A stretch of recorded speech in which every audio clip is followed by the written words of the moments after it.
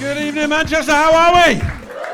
Oh, it's so good to be here. It's so good. It's good to be anywhere, I've got to be honest with you. I'm stuck in a house share with two dickheads I can't stand. Just trying to get... Has anybody else ever had that? Been in a house share? With dickheads?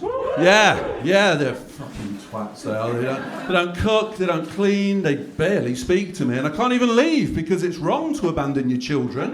So, I'm a parent. Will parents give me a cheer? We've got any parents of teenagers in? Yeah, they're the worst, aren't they? How many have you got?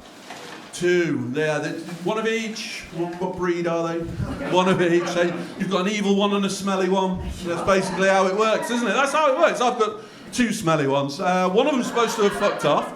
He's supposed to have gone. I took him to uni last October, but nobody told me uni terms last about 3.5 weeks these days. Every time I turn around, he's fucking back. I'm like, what are you doing? He's like, it's reading week, Dad. I'm like, well, get Biff, Chip and Kipper out the cupboard and start fucking learning then.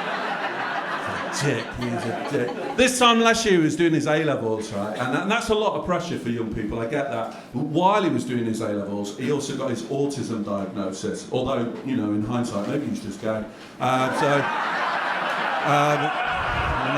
Who knows? Every day's a school day.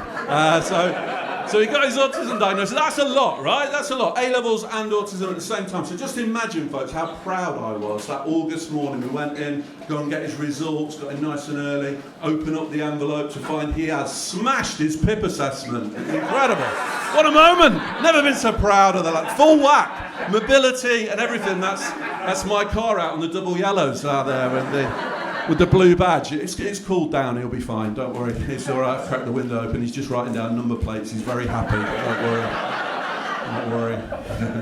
Ever since we found out he's autistic, actually, people come up to me and shows that, and I love that. I love that we can talk about neurodiversity, but they always ask the same questions. First one they'll always say is, just so I'm right, autism, right? That's the one where they take everything literally. No, that's kleptomania. Fucking idiot. Or they'll say, oh yeah, I saw that film Rain Man. Does your son have like a special gift? And, well, I bought him a personalised mug for Christmas. Don't know if that counts. Or the one they always say is they'll always say, oh, does he have trouble communicating? If he does, he's never said. So, that's my oldest. My youngest still at home. He's in sixth form at the minute because he's training very hard. He's studying to be a knobhead. That's what he's doing. You know the ones, I bet you get them around here, the teenage knobheads, the ones with the haircut. You know the haircut, short back and sides, long and fluffy on the top. My son looks like an alpaca who's escaped a petting zoo. That's basically what it is. I do feel a little bit sorry for him because he got homeschooled during lockdown. I had to homeschool him, and he came up to me the other day and he said, Dad, you know it's because you homeschooled me. I went, yeah. He went, oh, God, it's so hard. I'm going to have to give up on my dream of being a submarine engineer in Barrow. And I was like, well, it's all right, because you could always sell PPE to tree surgeons.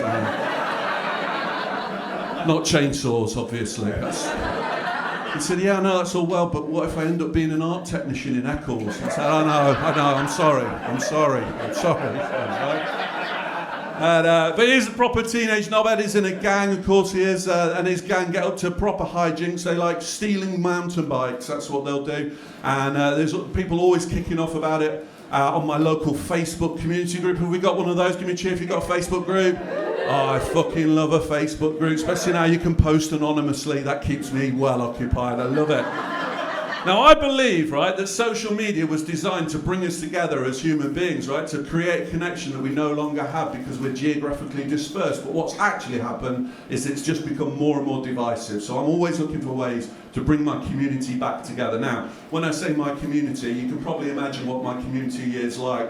I fit in very well, right? That's basically what I'm saying. Like, for the World Cup, they celebrated by taking some flags down. That's basically the kind of vibe, right?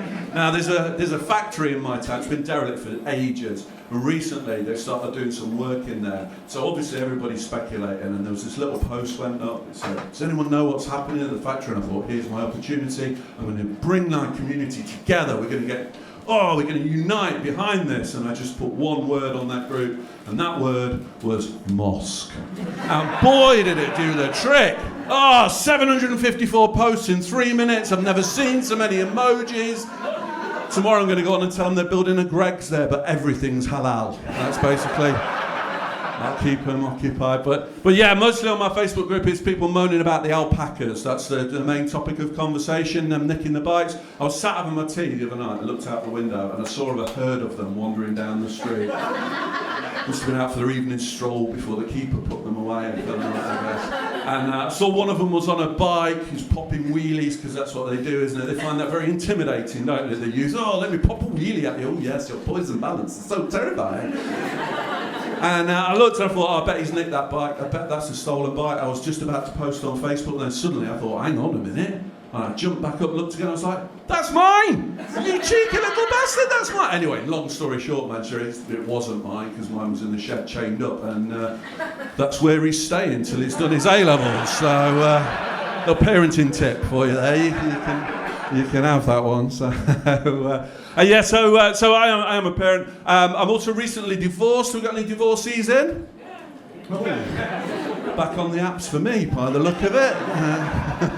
Now, I got divorced. I don't think going through a divorce is nice. It's a horrible experience. Being divorced, I quite like being divorced. It's the first time in my life that I've ever lived on my own. I don't know if anyone else lives by themselves, but I think it's about time the government did one of those little campaigns about living on your own, just to let people know that living by yourself can be fucking amazing. I love it. Lovely, man. There will only be a few of us who will realise this, but when I get home tonight, I can put something down, and tomorrow morning it will still be there. A week can go by. They've had a kebab on the dining room table since August. It's amazing. I love it. But recently I decided to get back on the dating scene, and I'll leave you with this because it was in Manchester where it happened. I was about to go on a blind date. Now, I've not been on a date for about 30 years, so I got my copy of Nuts magazine out to find out all the latest chat-up lines, got my Dupe aftershave on, and just about to leave the house when she rings me and says, oh God, Anthony, there's something I've not told you and it's really embarrassing and you're not going to want to go on a date when you hear this. And I said, I definitely do want to go on a date because it had been a while. And she said, okay, there's only one way of saying this. I'm expecting a baby. And so I turned up on the date wearing just a nappy. And women are weird, aren't they? Just trying to meet her expectations. Guys, you've been absolutely wonderful. I've been Anthony Williams. I'll see you again.